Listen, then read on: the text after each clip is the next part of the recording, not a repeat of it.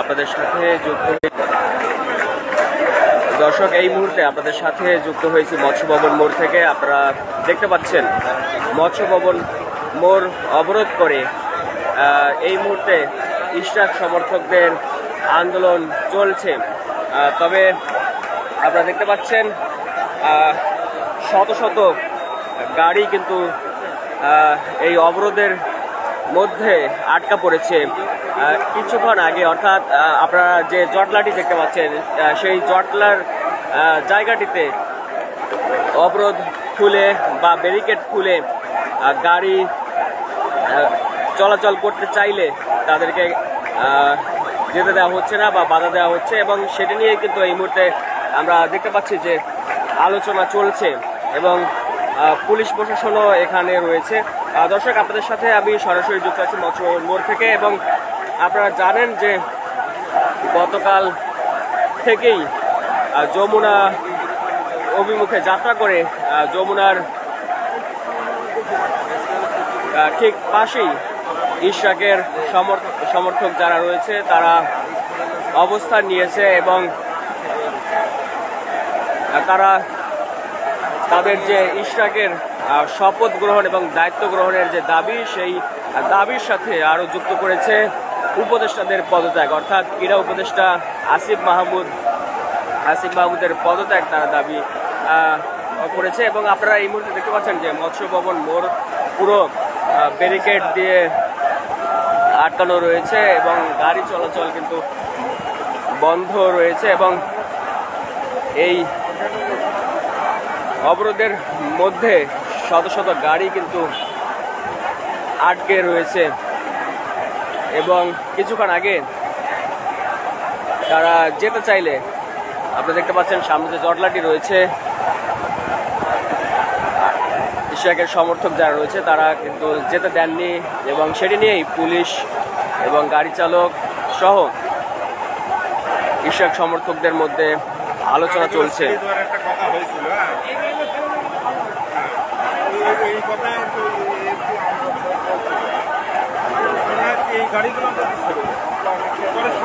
দর্শক আপনারা জানেন যে 2020 সালের 1 ফেব্রুয়ারি ঢাকা দক্ষিণ সিটি কর্পোরেশন নির্বাচন অনুষ্ঠিত হয়, এবং এই নির্বাচনে অনিয়ম ও দুর্নীতির অভিযোগ তুলে ফলাফল বাতিল চেয়ে 2020 সালের 3রা মার্চ মামলা করেন ইঞ্জিনিয়ার ইশরাক হোসেন।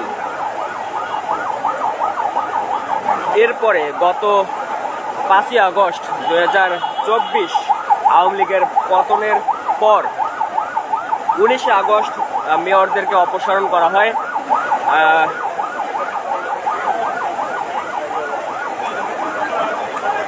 মেয়রদের অপসারণ করার পরে আপনারা জানেন যে জেলা প্রশাসক মেয়রদের অপসারণ করার পরে আপনারা জানেন যে প্রশাসক নিয়োগ দেওয়া হয়, এবং সেই প্রশাসক ঢাকা উত্তর সিটি কর্পোরেশন পেলেও দক্ষিণে অনেকটা ঝামেলার সৃষ্টি হয়, এবং ইশরাক হোসেন যে মামলা করেছিলেন 2020 সালের 3রা মার্চ, সেই মামলার রায় হয় গত 27শে মার্চে, এবং সেই মামলার যে রায় সেটি দেন ঢাকার প্রথম যুগ্ম জেলা জজ ও নির্বাচনী ট্রাইব্যুনাল। এবং রায়ের পরিপ্রেক্ষিতে একই দিনে অর্থাৎ গত 27শে মার্চ গেজেট প্রকাশ করা হয় নির্বাচন কমিশন থেকে। তবে নির্বাচন কমিশন থেকে গেজেট প্রকাশের পরে স্থানীয় সরকার মন্ত্রণালয়ের কাছে চিঠি দেওয়া হলেও ইশরাক হোসেনকে শপথ পড়ানো হয়নি। এরপরই গত 14 মে থেকে ইশরাকের যারা অনুসারী রয়েছে, ইশরাকের যারা সমর্থক রয়েছে, তারা আন্দোলন শুরু করেন, এবং সেই আন্দোলন নগর ভবন থেকে যমুনা অভিমুখে আসে। এবং গতকাল আপনারা জানেন যে যমুনার কাছেই এই ইশরাক সমর্থকরা অবস্থান করে এবং এখানেই আন্দোলন করতে থাকেন, এবং গতকাল রাতেও তারা এখানে অবস্থান করেন। এবং আপনারা দেখতে পাচ্ছেন যে এই মুহূর্তে অর্থাৎ এখন সকাল 10টা বাজে। তো এই মুহূর্তে আপনারা দেখতে পাচ্ছেন যে মৎস্য ভবন মোড় তারা অবরোধ করে রেখেছেন এবং এখানেই ইশরাকের সমর্থকরা তারা অবস্থান করছেন। যদিও প্রচণ্ড বৃষ্টি হচ্ছে, যে কারণে তারা এখানে যে ফুটওভার ব্রিজটি রয়েছে সেই ফুটওভার ব্রিজের নিচে তারা অবস্থান করছেন। যদিও ইশরাক হোসেন যদিও শপথ গ্রহণ করেন, তবে বেশি দিন তিনি মেয়র হিসেবে দায়িত্বে থাকতে পারবেন না নিয়ম অনুযায়ী, কারণ 5 বছরের যে মেয়াদ, অর্থাৎ নিয়ম অনুযায়ী যে 5 বছরের মেয়াদ, সেই মেয়াদ আগামী 29শে জুন শেষ হবে।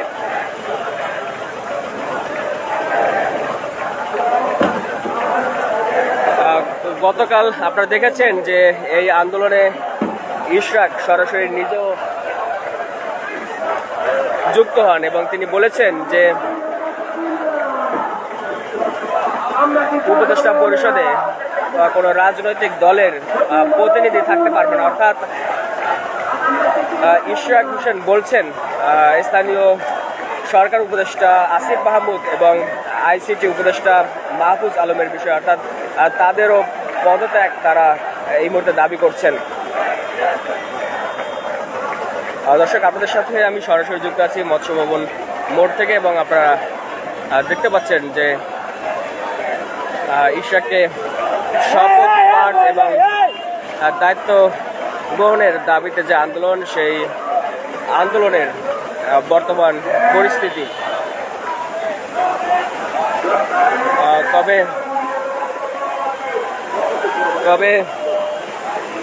শপথ গ্রহণ এবং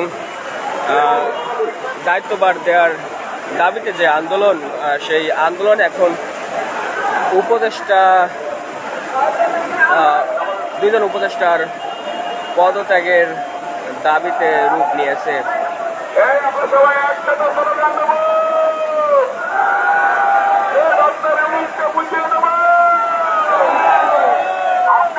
দর্শক, আসলে এখানে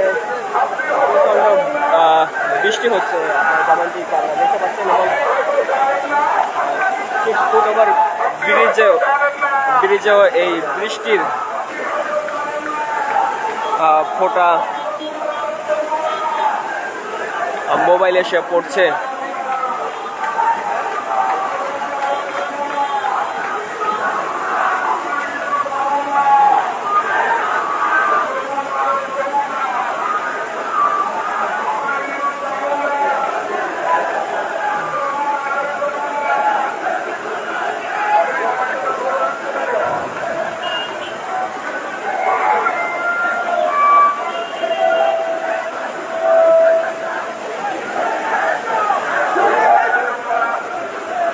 গত 14 মে থেকে এই আন্দোলন শুরু হওয়ার পর থেকে রাজধানীতে ভোগান্তি কিছুটা হলেও বেড়েছে এবং এখনো দেখতে পাচ্ছেন যে অফিসগামী অনেক গাড়ি এই অবরোধ থাকার কারণে বা ব্যারিকেড দিয়ে মৎস্য ভবন মোড় আটকে রাখার কারণে কিন্তু তারা অফিসে যেতে পারছে না। অর্থাৎ এই ব্যারিকেডের মধ্যে তারা আটকে পড়েছেন, যে কারণে ভোগান্তি কিছুটা হলেও বেড়েছে। এবং আজকে শুধু ইশরাক সমর্থকরাই নয়, আপনারা জানেন যে বাংলাদেশ জাতীয়তাবাদী ছাত্রদল তারা ঢাকা বিশ্ববিদ্যালয়ের শিক্ষার্থী শাহরিয়ার আলম সাম্য হত্যাকাণ্ডের ঘটনার প্রতিবাদে এবং ন্যায় বিচারের জন্য তারা শাহবাগ থেকে হোটেল ইন্টারকন্টিনেন্টাল পর্যন্ত তারা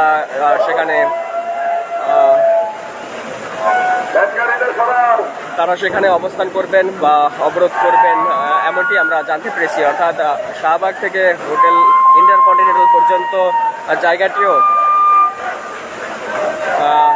অবরুদ্ধ থাকবে, অর্থাৎ স্বাভাবিকভাবে সেই পথ দিয়ে গাড়ি চলাচল করতে পারবে না। যে কারণে ঢাকা দক্ষিণের যারা সাধারণ মানুষ রয়েছেন বা ঢাকা দক্ষিণে যে সমস্ত অফিস রয়েছে, সে সমস্ত অফিস আদালতের যারা কর্মকর্তা বা কর্মচারী রয়েছেন, তাদের জন্য কিছুটা হলেও ভোগান্তি বেড়েছে।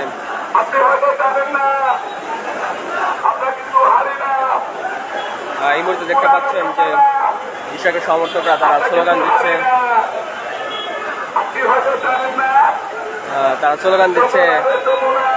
আপনি হয়তো জানেন না, আমরা কিন্তু হারি না। আমি আসার সময় যেমনটি দেখেছি যে আদালতের সামনেও আইনশৃঙ্খলা রক্ষাকারী বাহিনীর সরব উপস্থিতি রয়েছে এবং তারাও সেখানে সরব রয়েছেন। দেখতে পাচ্ছেন যে তারা বৃষ্টিতে ভিজে এই মুহূর্তে স্লোগান দিচ্ছে এবং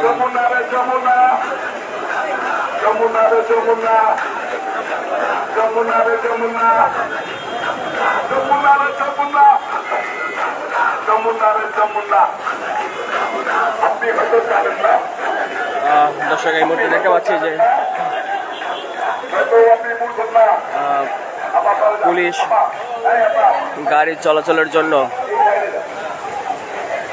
ব্যবস্থা করে দিয়েছেন, যদিও সরাসরি তারা আসতে পারছেন না, তাদেরকে অন্য পথ দিয়ে যাওয়ার ব্যবস্থা করে দেওয়া হয়েছে এবং সেখান থেকে এই গাড়িগুলো যাচ্ছে।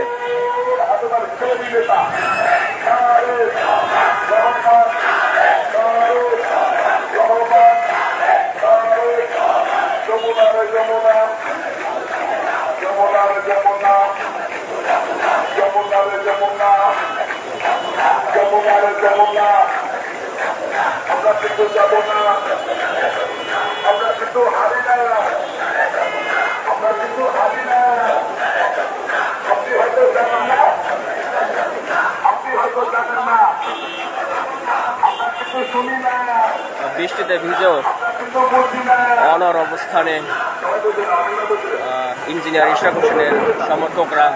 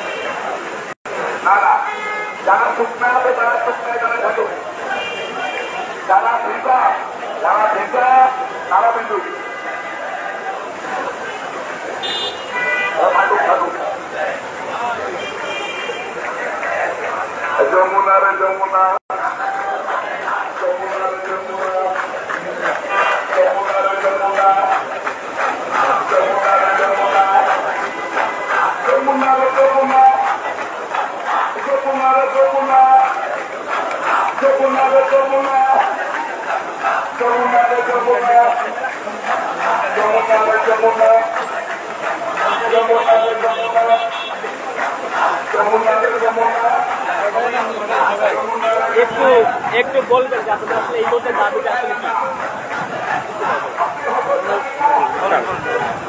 একটু বলবেন যে এই মুহূর্তে আপনাদের দাবিটা কি?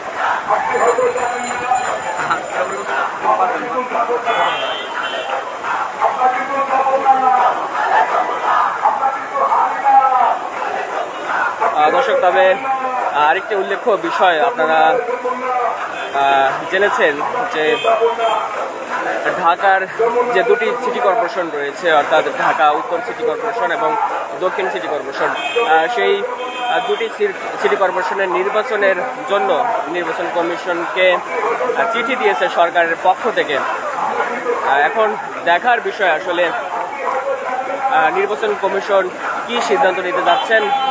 আসলেই কি নির্বাচন হবে, নাকি আজকে যে রিট করা হয়েছে ইশরাক হোসেনকে মেয়র হিসেবে ঘোষণা দিয়ে যে রায় দেওয়া হয়েছিল, সেই রায়ের বিরুদ্ধে যে রিট করা হয়েছে, সেই রিটের সিদ্ধান্ত আসলে আজকে কি আসতে যাচ্ছে। আপনারা জানেন যে ইশরাককে মেয়র হিসেবে রায় দেওয়ার পরে এই রায়ের বিরুদ্ধে কিন্তু সুপ্রিম কোর্টের একজন আইনজীবী তিনি রিট করেছেন এবং সেই রিটের যে সিদ্ধান্ত সেই সিদ্ধান্ত কিন্তু আজকে জানানোর কথা এবং আজকেই জানা যাবে আসলে যে আদালত কি সিদ্ধান্ত দিতে যাচ্ছে এবং অপরদিকে সরকার নির্বাচন কমিশনের কাছে যে চিঠি দিয়েছে ঢাকা দক্ষিণ সিটি কর্পোরেশন এবং উত্তর সিটি কর্পোরেশনের নির্বাচনের জন্য সেই চিঠির বিষয়ে আসলে নির্বাচন কমিশন কি সিদ্ধান্ত নিতে যাচ্ছে নির্বাচন কমিশন সেটি আসলে সময় সাপেক্ষ বিষয় বা দেখার বিষয় আসলে কি হতে যাচ্ছে। দর্শক, আমি আপনাদের সাথে সরাসরি যুক্ত রয়েছি মৎস্য ভবন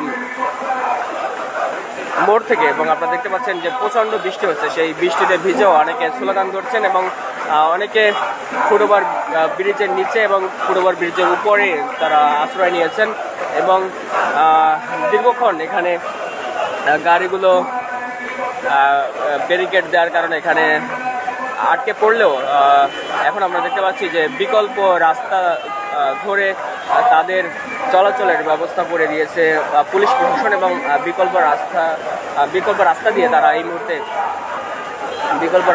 মুহূর্তে তারা চলাচল করছে।